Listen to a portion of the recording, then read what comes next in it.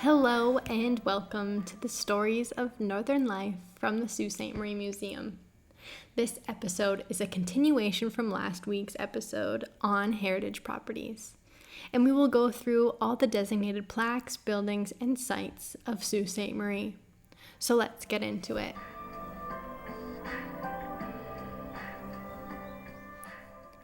We are moving east across Sault Ste. Marie with emphasis on our downtown core at the center and the oldest part of our city.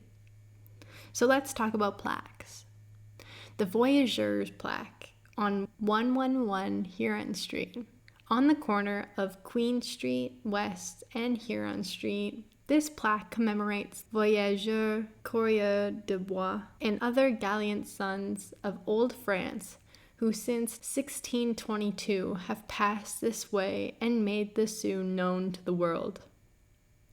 Red River Expedition plaque is on 270 Queen Street West.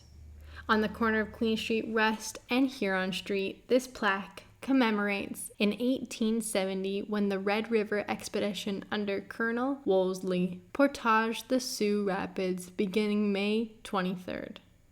Louis Joliet plaque is our next plaque on 13 Canal Drive. This plaque is on the building of the former Great Lakes Power Limited. This plaque commemorates the period in 1674 when Sault Ste. Marie first appeared on the map of Louis Joliet the Explorer. The Great War of 1914 to 1918.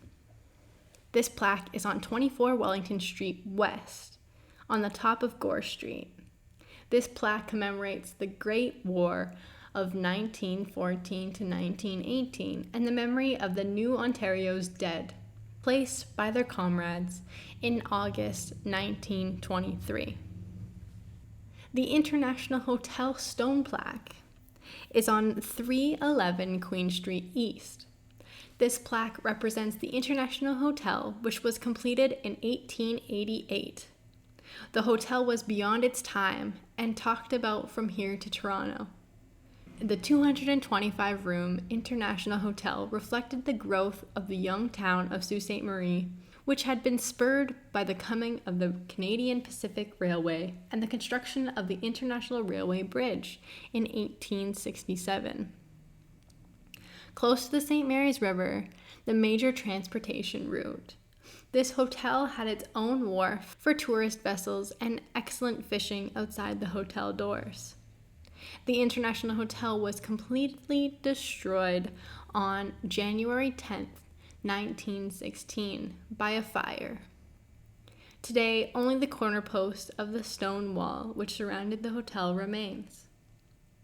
Next, we have the cenotaph at 426 Queen Street East.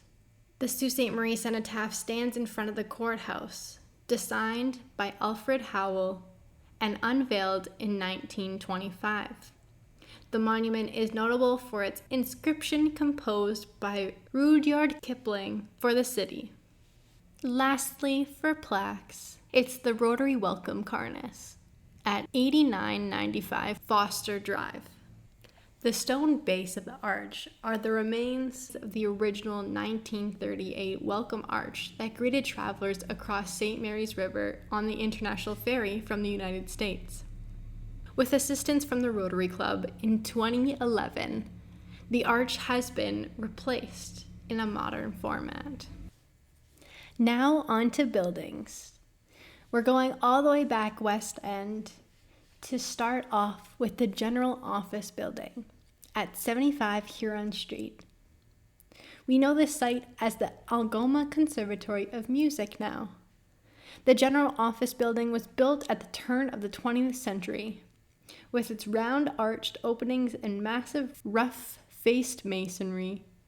It is an excellent example of Richardson Romanesque Revival architecture. Now we have the Northwest Company Lock at 75 Huron Street. This is beside the office building and is a small-scale replica of the Northwest Company Lock built on the site in 1797. The lock was part of the water system consisting of 2,580 feet of canal and lock to convey fur traders' bateaux around the rapids on the St. Mary's River. Barnes Block, 3 to 7 Queen Street East. The Barnes Block, built at the turn of the 20th century as a drugstore, is an example of the Victorian eclectic, a style that combines examples of earlier styles. These include the corner turret and the Italianate north facade.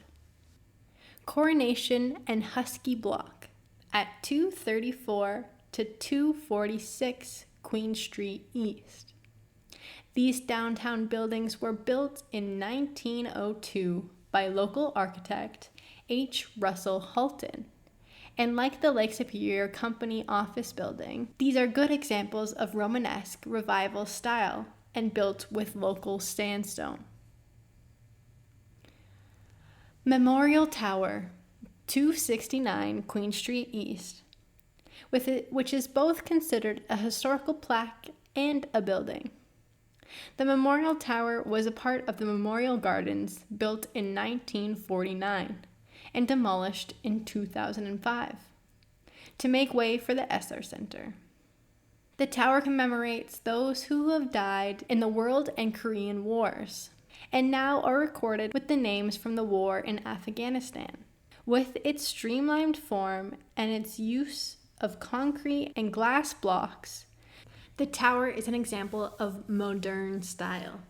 The cupola on the top is a reminder of the eternal flame that marks the grave of the unknown soldiers. Barnes Fawcett Block at 358 to 366 Queen Street East. This commercial block was built in 1913 by T.T. Barnes, the very successful druggist, who had built the earlier Barnes Block further west on Queen Street that is also a heritage property as mentioned before. Its late Edwardian style is reflected in its symmetrical facade and its use of classical motifs. Central United Church on 16th Spring Street is also a designated heritage site. The church was originally designed by Toronto architect Henry Simpson and built over the period from 1900 to 1911. As are many local buildings of the period, it is constructed of local sandstone. Old Post Office is our next building.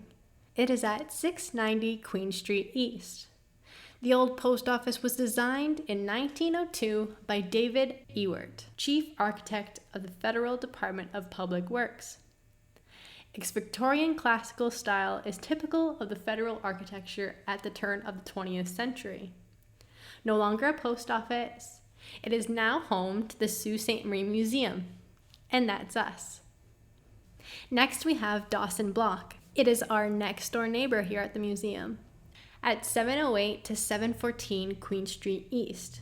The Dawson Block was constructed in 1898 from local sandstone as well, specifically quarried during the excavation of the Sioux Locks, though the third floor was built from wood and was destroyed by a fire in 1953.